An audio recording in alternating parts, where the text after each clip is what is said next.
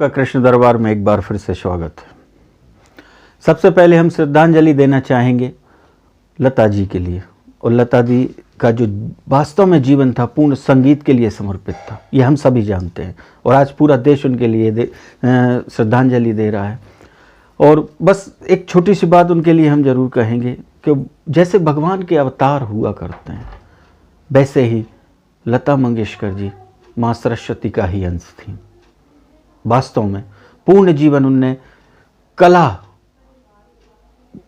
जगत में, अब शब्द नहीं है उनके कहने के लिए, क्योंकि आज दिल बहुत दुखी है कि आज हमारे हाथ से एक कोहिनूर हीरा चला गया।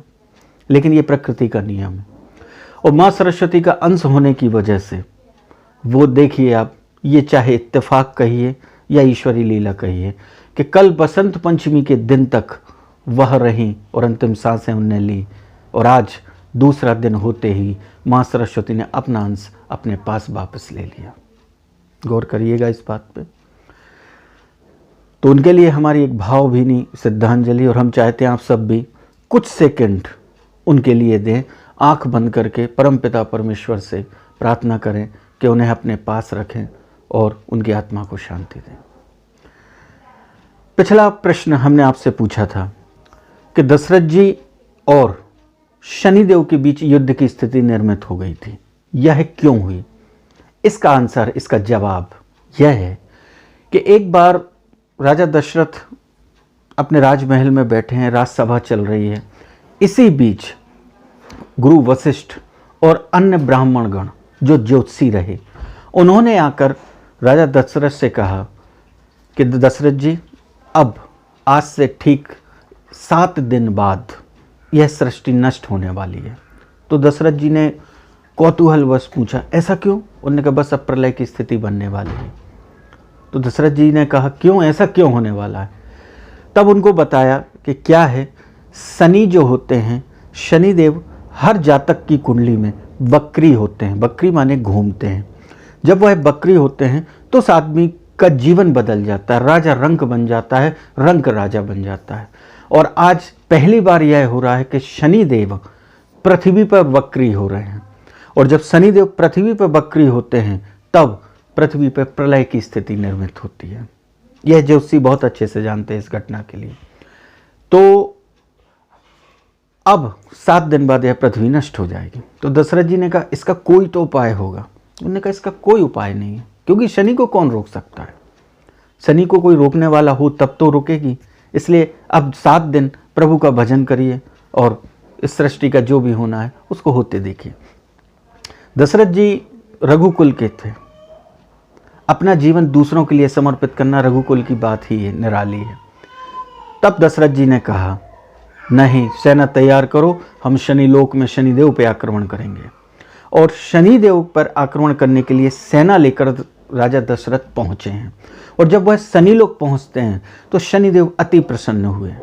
शनिदेव ने कहा कि लोग मेरी दृष्टि से बचते हैं दशरथ जी, आप तो स्वयं चले आए हमसे युद्ध के लिए। तो दशरथ जी ने कहा कि आप हमसे युद्ध करिए या आप अपने इस फैसले को बदल दीजिए। तो शनिदेव कहते हैं, नहीं, हम तुमसे प्रसन्न हैं कि तुम हमारे पास तक, हमारे लोक हित में, संसार के हित में अपने आप को नष्ट करने के लिए, जानते हो कि मेरे समक्ष आने के बाद नष्ट हो जाता है व्यक्ति, तुम आ गए, इसलिए हम अति प्रसन्न हैं, मांगो तुम क्या चाहते हो। तब दशरथ जी ने कहा कि यदि प्रभु आप मुझ पर प्रसन्न हैं तो आप धरती पे वक्री मत होइए, मेरे ऊपर वक्री हो जाइए। मैं राजा से रंक बन जाऊं, मेरी मृत्यु हो जाए, मैं इसके लिए तैयार हूं, लेकिन इस पृथ्वी को, इस संसार को बचा लीजिए।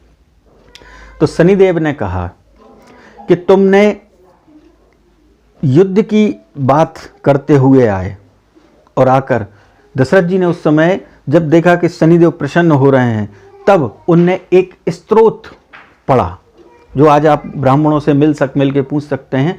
शनि स्तोत्र में एक शनि स्तोत्र राजा दशरथ द्वारा आया। उस स्तोत्र को सुनकर शनिदेव अति प्रसन्न हुए। जब अति प्रसन्न होते हैं तब उनने कहा है कि मांगो मुझसे वरदान क्या चाहिए। तब उनने कहा कि हम तुम्हारे ऊपर वक्री नहीं हो सकते, क्योंकि जो तुम्हारे द्वारा इस स्तोत्र को पढ़ेगा उसके ऊपर तुरंत ही मेरी कुदृष्टि नष्ट हो जाएगी। इस स्रोत को आप लोग जरूर ढूंढिए। जो लोग शनि की दशाओं से पीड़ित होते हैं वह बच सकते हैं। राजा दशरथ द्वारा की गई उपासना शनिदेव की, इसको ढूंढिएगा, आपको मिलेगा।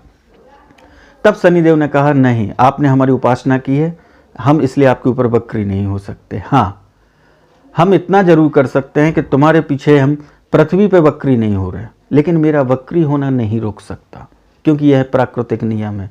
हम ग्रहों की भी एक चाल होती है, उस चाल को हमें चलना है।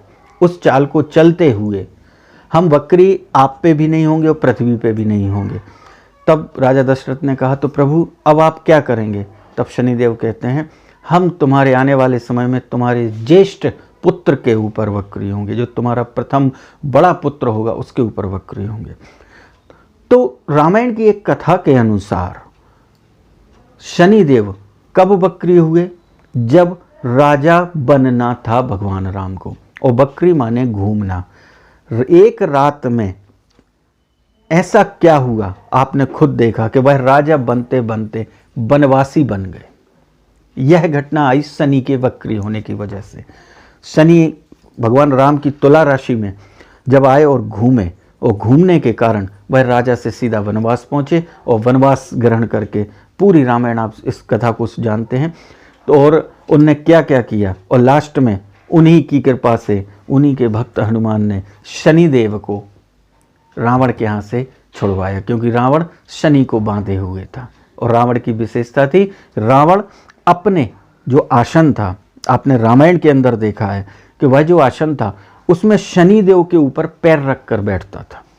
नवग्रह उसने जीते, मृत्यु जीती उसके ऊपर, शनिदेव के ऊपर। क्यों? क्योंकि शनिदेव सामने देखें तो जहां शनिदेव की दृष्टि पड़ती थी वह नष्ट हो जाता था, इसलिए रावण को कोई नहीं जीत पाता था। तब भगवान राम ने हनुमान जी को जब भेजा है, और हनुमान जी ने जो लीला की है आपने देखा है, अशोक वाटिका उजाड़ी और पहुँचे और बंधे हुए हैं, खड़े हुए हैं, और वे सामने देख रहे हैं कि नवग्रह बंधे हुए हैं और शनिदेव की दृष्टि सीधी सामने पड़ रही है। तब रामायण में आप पढ़ सकते हैं कि हनुमान जी ने क्या किया, उलट पुलट लंका कर डारी। जब लंका को जलाया है तो लंका को उलट पुलट किया। उलट पुलट करने से क्या हुआ, शनिदेव सीधे हो गए, और जब शनिदेव सीधे होते हैं तो उनकी दृष्टि रावण पे पड़ी, और रावण पे पड़ी और रावण की लंका का नाश हुआ, रावण का वध हुआ। इस घटना को आप जानते हैं, तो आप खोजिएगा। राजा दशरथ द्वारा की गई वह स्तुति, उससे शनि की शांति तुरंत ही हो जाती है और शनिदेव प्रसन्न हो जाते हैं। आशा करता हूं आपको पिछले प्रश्न का जवाब मिला होगा। अब हम चलते हैं आज एक नए सफर की ओर। हमारा जो सफर है ये भी बड़ा विचित्र है। एक जगह कथा चल रही थी, श्रीमद् भागवत कथा। कथा सुना रहे थे, गांव था, पूरे गांव में गांव के लोग, उस नगर के लोग इकट्ठे होकर उस कथा को सुन रहे थे। कथा उस गांव के सरपंच द्वारा सुनी जा रही थी, तो पूरी भीड़ रोज आती थी, इकट्ठी होती थी, कथा सुनती थी। पूरा गांव सुनसान हो जाता था। उस गांव में एक चोर था। उस चोर ने एक दिमाग लगाया कि आज पहला दिन आया और पूरा गांव सुनसान है, ये मेरे लिए बहुत अच्छा मौका है चोरी करने का। तो उस चोर ने कहा कि गांव में जो छोटे छोटे लोगों के यहाँ चोरी करने से अच्छा है सरपंच के यहाँ चोरी की जाए, क्योंकि उसके यहाँ बहुत पैसा है, बहुत धन है। और वही किया। वह कथा सुनने के बहाने पहुंचा, तो कथा सरपंच के घर के बाहर हो रही थी। उस कथा के जो हो रही थी उस प्रांगण के बाजू में ही सरपंच का घर था, तो सरपंच के दरवाजे खुले रहते थे। लोग बाग दहली के यहाँ बैठ जाते थे, तो वो भी धीरे से बैठ गया कथा सुनने के बहाने। और बैठे बैठे उसने देखा कि सब लोगों का ध्यान कथावाचक की कथा की ओर है, तो वह धीरे धीरे खिसकते हुए अंदर चला गया। अंदर चला गया। जब वह अंदर पहुंचता है तो अंदर पहुंचकर उसने बहुत सा धन जो था वह इकट्ठा किया। इतने में कथा चल रही है। इकट्ठा करने के बाद उसने देखा कि अब बाहर निकलें कैसे, क्योंकि सारी भीड़ तो दरवाजे के बाहर बैठी हुई। अब वह चोर पोटली लिए हुए पकड़ा जाएगा। उसने पोटली को छुपाया। उसने कहा एक काम करते हैं, जब तक कथा पूर्ण नहीं होती तब तक बैठते हैं, और जैसे ही कथा पूर्ण होगी लोग उठ के जाने लगे, उसी भीड़ में हम शामिल होकर बाहर निकल जाएंगे। तो जब वह बैठा, अब क्या करें, तो बैठा बैठा सोच रहा अब जल्दी कथा समाप्त हो। कथावाचक की कथा चल रही है। कथा चलते चलते किसी एक प्रसंग में कथावाचक ने कहा, बड़ी सुंदर बात। कथावाचक कहते हैं कि यदि कभी हमें भगवान के दर्शन हो तो आप कैसे पहचानोगे। वह एक कथा सुना रहे हैं। तो भगवान को पहचानने का सबसे आसान तरीका है, यदि ये भगवान किसी मनुष्य के रूप में आते हैं, चाहे वह देवी रूप में आए चाहे वह देवता रूप में आए, जब वह मनुष्य रूप में आते हैं तो आपको एक चीज़ ध्यान रखनी है, और वह क्या है कि भगवान की परछाई नहीं होती। तुम देखोगे हर मनुष्य की परछाई होती है, यहाँ रहने वाले पशु पक्षियों की भी परछाई होती है, लेकिन भगवान जब रूप रख कर आएंगे आपके सामने किसी दर्शन देने अनजाने में, तो उनको पहचानने का सबसे सरल तरीका है कि भगवान की परछाई नहीं होती। वह चोर इस बात को सुन रहा था। उसने कहा, अच्छा चलो एक नई बात तो मिली कि भगवान की परछाई नहीं होती। कहते हैं कभी कभार भगवान मिल जाते हैं, तो मैं भी ऐसे ही पहचान लूँगा। इतने में कथा समाप्त होती है। जैसे ही भीड़ निकलती है, सरपंच जी को धन्यवाद देती है, वह नजरें बचाते हुए उस भीड़ में शामिल होता है और निकल जाता है। जब सरपंच का घर के लोग पहुंचते हैं घर के अंदर, तो देखते हैं कि हमारे यहाँ चोरी हो चुकी है, चोरी हो चुकी है, चोरी हो चुकी। तो सरपंच ने सबसे कहा, यार कौन चोरी कर सकता है। तो सब गांव का मत आया, वो फलाने नाम का जो व्यक्ति है वो ही है जो चोरी कर सकता है, उसी को पकड़ो। उसको बुलाया गया। सरपंच ने खूब धमकाया।